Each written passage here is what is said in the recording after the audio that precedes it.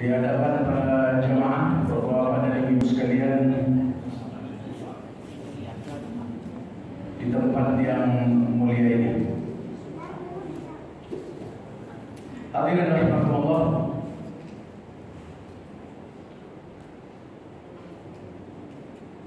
saya sangat senang. Mudah-mudahan perasaan kita sama Bapak Ibu sekalian. Senang dipertemukan Allah di bulan Ramadan ini. Betul nggak Bapak Ibu sekalian? Ya. Senang dipertemukan Allah di bulan Ramadan, hampir seperti 2 tahun silam. Hanya yang bedanya beda tipis saja, kita pakai masker hari ini. Tapi selebihnya sama. Baris sudah rapat, kemudian tidak ada prosedur yang ketat, cuci tangan, menggunakan sanitizer dan pengukuran suhu gitu ya. Artinya apa Bapak dan Ibu sekalian? Ini adalah merupakan tanda-tanda kebaikan buat kita. Yang pasti akibat dari huru hara yang menimpa kita yang sangat melelahkan, yang hampir menghancurkan sendi-sendi kehidupan kita, dan sudah banyak di antara kita yang tewas, yang wafat, meninggal dunia akibat dari huru hara ini. Tapi Allah menyisakan kita. Allah membiarkan kita hidup, memberikan nafas kehidupan buat kita, sampai kemudian Allah menakdirkan kita hadir di bulan yang penuh kemuliaan ini. Subhanallah, alhamdulillah, wa la ilaha illallah, wallahu akbar. Hadirin rahimakumullah,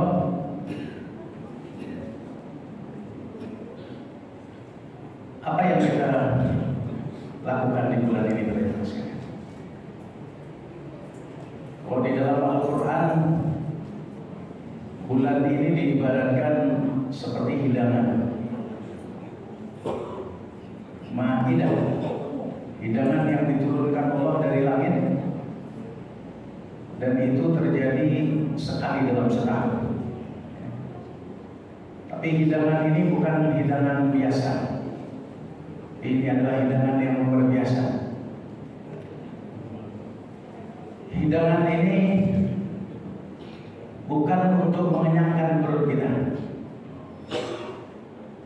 tapi hidangan ini untuk mengenyangkan spirit kita, untuk memuaskan nurani kita. Karena sesungguhnya orang-orang yang mulia di sisi Allah adalah orang-orang yang mendatanginya dengan hati yang mulia, dengan nurani yang suci dan bersih. Illa man ja'ahu biqalbin salim, ya ayyatuhan nafsul mutmainnah. Ulama tafsir menjelaskan mutmainnah ini adalah seseorang yang memang senantiasa mensucikan dirinya, yang senantiasa memastikan hati nurani dan spiritnya senantiasa terbersihkan. Dan ini adalah kesempatan bagi kita untuk membersihkan spirit, membersihkan jiwa, membersihkan nurani kita berdua sekalian. Karena ini adalah bukan merupakan hidangan biasa, dan ini adalah merupakan hidangan luar biasa, maka berarti apa yang kita lakukan selama bulan Ramadan ini harus luar biasa juga. Setidak-tidaknya ada 5 hal minimal berarti mas, 5 hal yang harus kita lakukan di bulan puasa ini. Yang pertama adalah puasa. Allah menyebutkan di dalam Al-Quran, kutiba alaikumusiyam, ya ayyuhalladzina amanu kutiba alaikumusiyam kama kutiba alal ladzina min qablikum la'allakum tattaqun. Rasulullah SAW menegaskan, man shoma Ramadan imanan wa ihtisaban ghufira lahu ma taqaddama min dhanbi. Puasa yang kita lakukan di bulan Ramadan ini bukan puasa biasa, puasa yang luar biasa. Kenapa puasa yang luar biasa, para jemaah sekalian? Karena kita melakukannya bukan 1 kali 16 jam, dari sejak terbitnya fajar sampai dengan tenggelamnya matahari. Tapi justru kita melakukannya 1 kali 24 jam. Kok bisa begitu? Makanya tadi saya mengatakan ini puasa bukan puasa biasa. Ini adalah puasa luar biasa. Kita berpuasa bukan saja perut kita yang berpuasa, tapi seluruh jiwa dan raga kita berpuasa. Dari ujung rambut sampai dengan ujung kaki berpuasa. Mata kita berpuasa, telinga kita berpuasa, mulut kita berpuasa, tangan kita berpuasa, kaki kita berpuasa. Sehingga tidak ada satupun raga di dalam badan kita ini kecuali kita pastikan dia berpuasa. Berpuasa sesuai dengan proporsi mereka masing-masing. Kalau puasa perut dari sejak terbit fajar sampai dengan tenggelam matahari. Puasa mata 1 kali 24 jam. Puasa mulut 1 kali 24 jam. Puasa tangan 1 kali 24 jam. Puasa kaki 1 kali 24 jam. Man shoma Ramadanan imanan wa ihtisaban.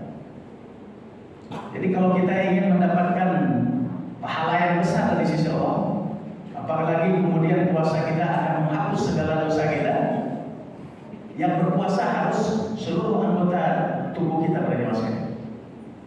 Bukan 1 kali 16 jam, tapi 1 kali 24 jam. Itulah puasa yang luar biasa yang menghapuskan segala dosa yang kita lakukan, insya Allah. Baik itu dosa kecil maupun dosa besar.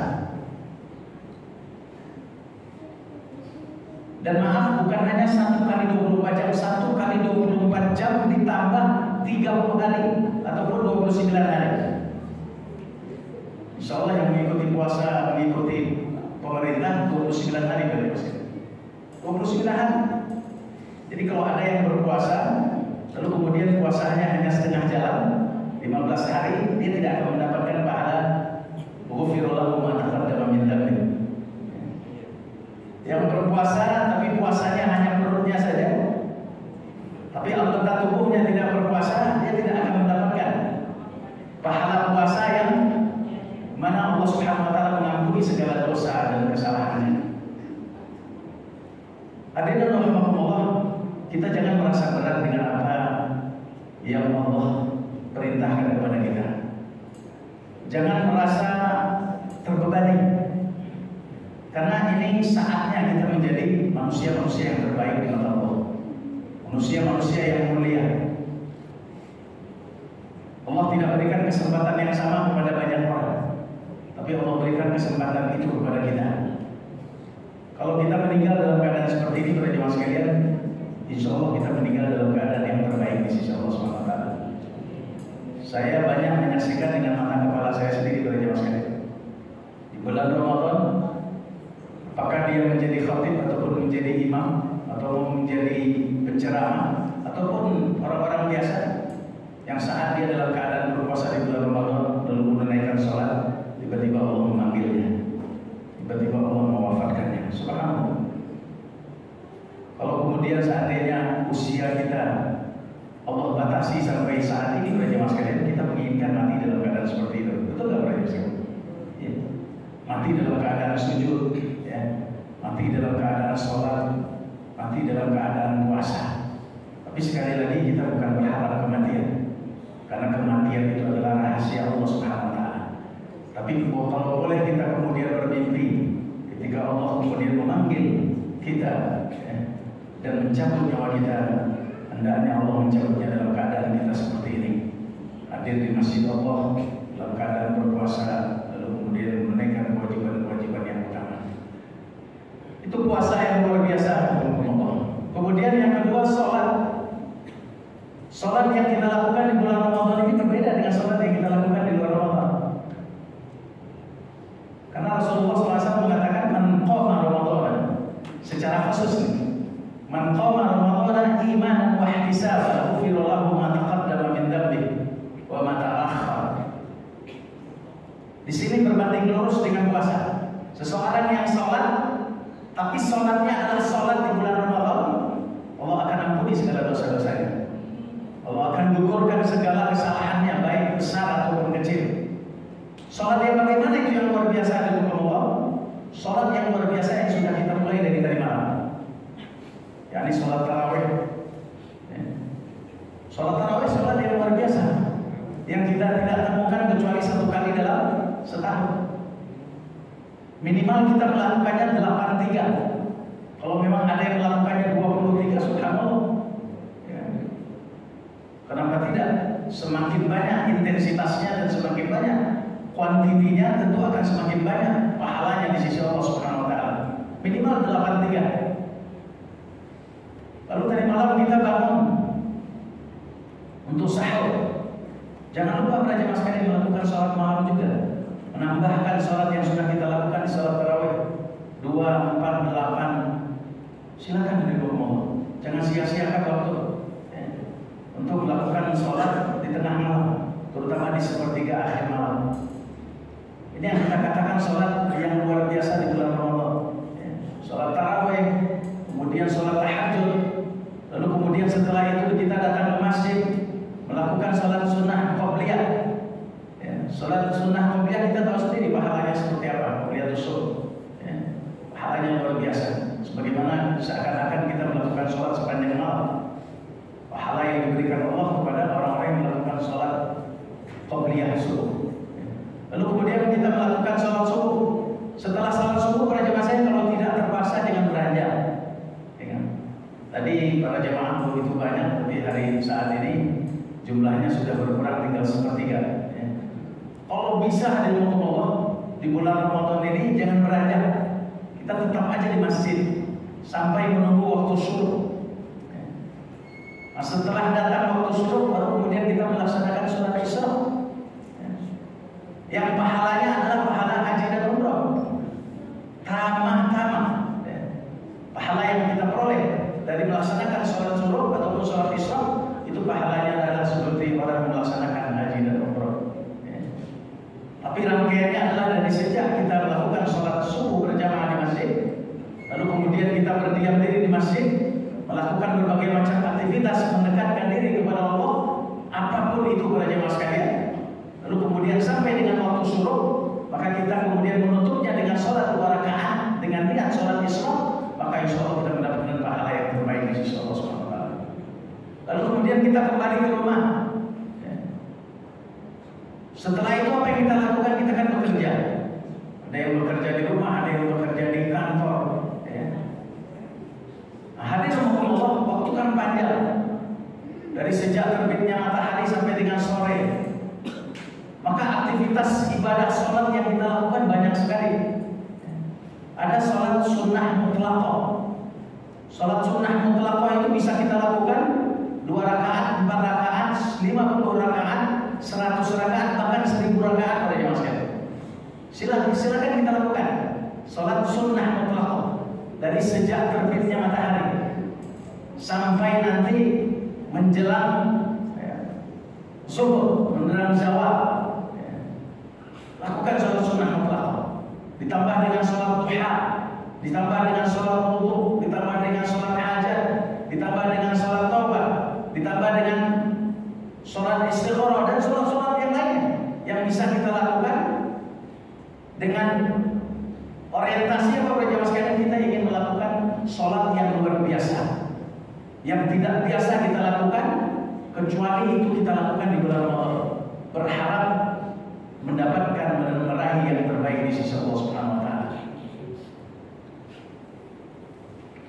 Hadirin Allah yang ketiga yang kita lakukan di bulan Ramadan ini yang terbaik adalah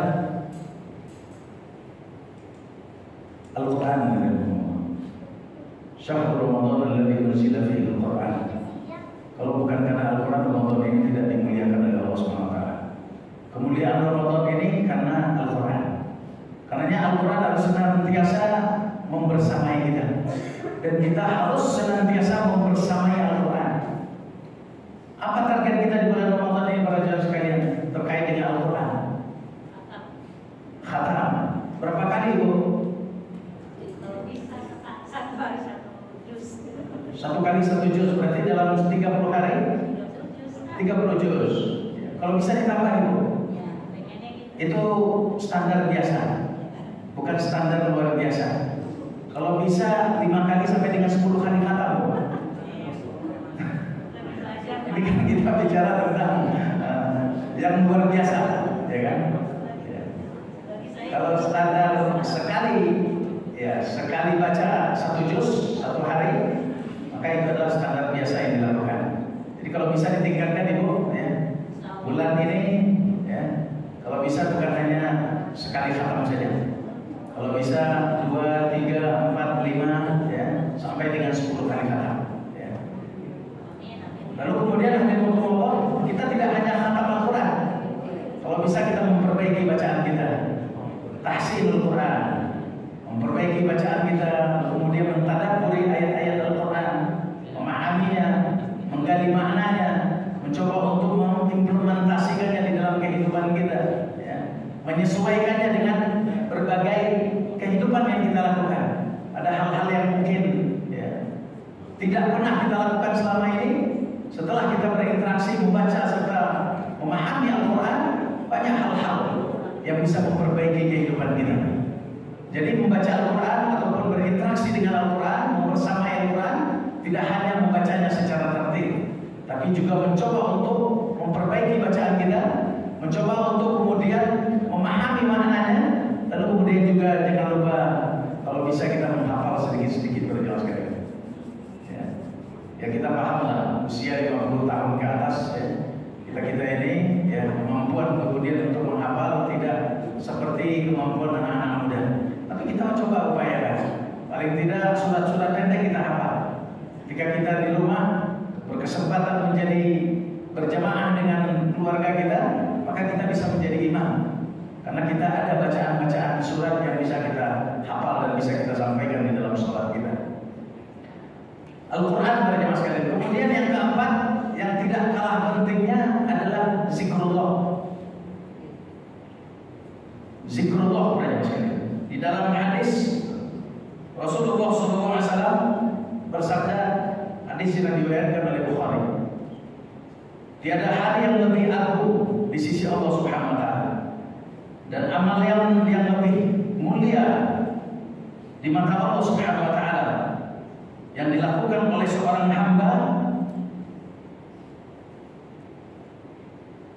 di hari-hari ini. Karenanya maka perbanyaklah membaca la ilaha illallah, alhamdulillah, dan Allahu akbar. Subhanallah. Zikir, berzikir kepada Allah Subhanahu wa taala sepanjang waktu. Karena zikir ini adalah ibadah yang paling ringan, tapi yang paling berat timbangannya di sisi Allah Subhanahu wa taala. Dia hanya membutuhkan komat kamin saja mulut. Dia tidak membutuhkan uang. Bahkan mungkin dia tidak membutuhkan waktu. Komat kamin saja berjamaah sekalian. Berzikir kita. Bacalah sebanyak mungkin, tanpa harus mengukurnya dengan jumlah tertentu. Tidak perlu harus 1000, 2000 dan lain sebagainya dibaca. Sebanyak mungkin. Saat kita dalam keadaan lapang, saat kita di rumah, saat kita di kantor, saat kita ada di perjalanan, saat kita ada di mall, saat kita ada di pasar-pasar swalayan ataupun pasar tradisional, belanja, tangan kita boleh mengambil, ya, tapi mulut kita terus komat kami, ya. terserah orang. Ya. Orang mau melihat kita seperti apa, Bu lagi ngapain Bu? Saya lagi berzikir. Ini adalah bulan yang mulia. Maka kita harus memuliakan bulan ini dengan melakukan amalan-amalan yang luar biasa. Zikir. Ya boleh jadi orang merasa heran ketika mulut kita komat kamit. Ya, nggak apa-apa para jemaah sekalian. Kalau perlu kita memberikan pencerahan kepada mereka, mengajarkan kepada mereka, ini adalah kesempatan bagi kita untuk kemudian zikrullah, istighfar, tahmid, tasbih, tahlil. Silakan para jemaah sekalian diperbanyak ya, intensitasnya dan kuantitasnya. Itu yang keempat para jemaah sekalian. Kemudian yang terakhir, yang kelima adalah amal soleh. Kalau dalam bahasa Al-Quran adalah sedekah. Sedekah itu adalah representasi dari amal soleh, baik yang bersifat materi maupun yang bersifat immateri. Jadi dalam konteks sedekah orang tidak punya alasan mengatakan saya tidak bisa beramal soleh. Ya. Karena amal soleh yang dilakukan seorang hamba itu dari yang paling mudah sampai yang paling berat. Dari yang tidak membutuhkan tenaga sampai kemudian yang membutuhkan tenaga dan energi. Bahkan tabassumuka ala wajhi akhika sadaqah. Senyummu di hadapan saudara-saudaramu yang membahagiakan mereka dengan kesenyummu, maka itu adalah sedekah. Jadi sedekah ini para jemaah sekalian meliputi materi dan imateri. It'am ta'am, memberikan makan, ya. Menyuguhkan kebaikan, nasihat, ya. Lalu kemudian memberikan pencerahan, menyampaikan ilmu yang kita bisa miliki, para jemaah sekalian. Kalau kita punya kemampuan di dalam mengajarkan Al-Quran, kenapa tidak? Saat kita kemudian melakukan tadarus di malam dan di pagi hari, lakukan dan berikan apa yang kita miliki, dan insya Allah itu akan menjadi sedekah. Dan sedekah ini para jemaah sekalian pahalanya luar biasa. Kalau kita bisa memilih sedekah yang pahalanya berkesinambungan, itu luar biasa. Salah satu pahala yang berkesinambungan yang saya lakukan ini para jemaah sekalian, ini pahalanya berkesinambungan ini. Kenapa? Karena ketika kemudian saya menyampaikan hal ini, lalu kemudian bapak dan ibu-ibu mengingatnya, lalu kemudian berupaya untuk mengimplementasikannya, lalu kemudian bapak dan ibu-ibu kemudian ketika bertemu dengan orang juga menyampaikannya, maka ketika kemudian dia melaksanakannya, mengikutinya dan sebagainya, pahalanya terus mengalir kepada orang-orang yang telah melakukannya, dan yang utama adalah mengalir kepada sumber utamanya. Jadi terus ini menjadi amal jariah.